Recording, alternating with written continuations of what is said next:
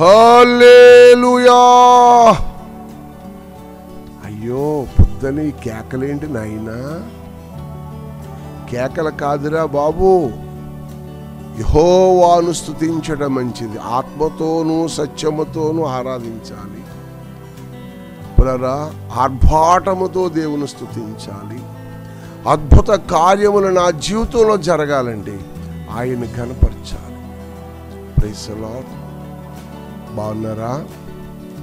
కృపా వాగ్దానాలు ప్రతిరోజు చూస్తున్నారా, వింటున్నారా, విని విడిచిపెడుతున్నారా, సొంతం చేసుకుంటున్నారా? నా జీవితంలో కార్యము జరగాలి అని నువ్వు నమ్మితే వాగ్దానము నీ కొరకే. అబ్రహాము దేవుడిని నమ్మాను, అది అతనికి నీతిగా ఎంచబడింది. మనం నమ్మిక దేవుని మీద ఆనుకొనుట, ఆయనతో సహవాసము చేయటం కలిగి ఉంటే ప్రభు మన పక్షముగా ఎన్నడూ ఎప్పుడు ఊహించలేని గొప్ప కార్యములు ఆయన చేస్తాడు. నువ్వు చూస్తావు, వింటారు, ప్రజలు నీ గురించి చెప్పుకుంటారు. అబ్బో వారు దేవుడు గొప్ప దేవుడు అండి, వారు దేవుడు నమ్ముకుని నాకు ఆశీర్వదించబడ్డారని చెప్పుకుంటారు. దానివల్ల నీకేం కలిసి వచ్చింది అనుకో, కానీ దేవుని నామమునకు మహిమ, నీకు ఆశీర్వాదం. యెషయా ప్రవచన గ్రంథం 60వ అధ్యాయం 5వ వచనములో ఒక వాగ్దానం ఇచ్చాడు ప్రభు. ఇక్కడ జనములు ఐశ్వర్యము నీ యొద్దకు వచ్చును. ఎలాగ స్వామి? మరొకసారినండి. జనములు ఐశ్వర్యము నీ యొద్దకు వచ్చును. Praise the Lord. హల్లెలూయా.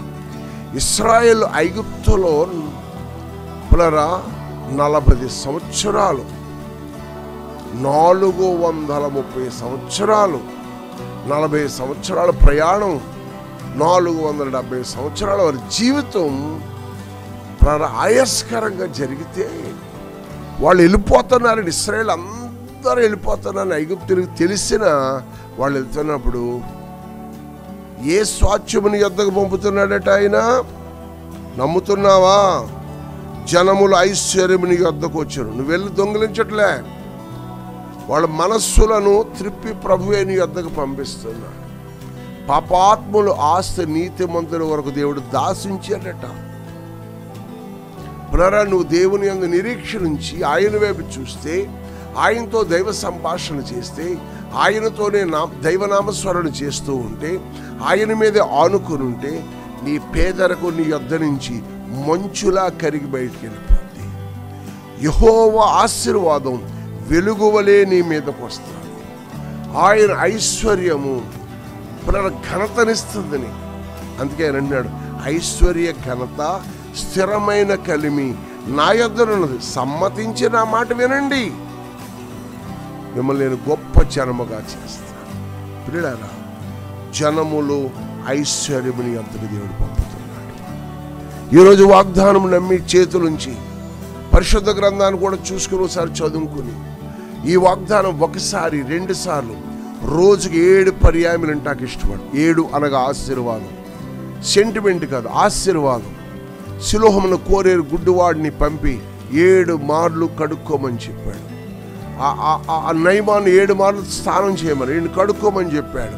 సృష్టి ప్రారంభంలో 7 దినములు క్రమసంఖ్య వారాన్ని సిద్ధపరిచాడు. 6 దినాలు పనిచేశాడు, 7వ దినమును విశ్రమించాడు.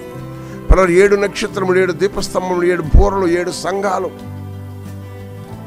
ఇవన్నీ కూడా ఆశీర్వాద వచనాలు. ఈ కృపా వాగ్దానం వింటూ, చదువుతూ, నెవర వేసుకుంటూ, లైవ్లో లిటిల్ ఫ్లాక్ మినిస్ట్రీ లైవ్లో పొద్దున్న ఒకసారి, మధ్యాహ్నం ఒకసారి, సాయంకాలం ఒకసారి, అలా 7 పర్యాయములు వినండి. నిన్న మొన్నటిది కూడా వినండి, మరొకసారి రిపీట్ చేసుకోండి. మీ మనస్సు నిండా వాగ్దానం నిండిపోనండి.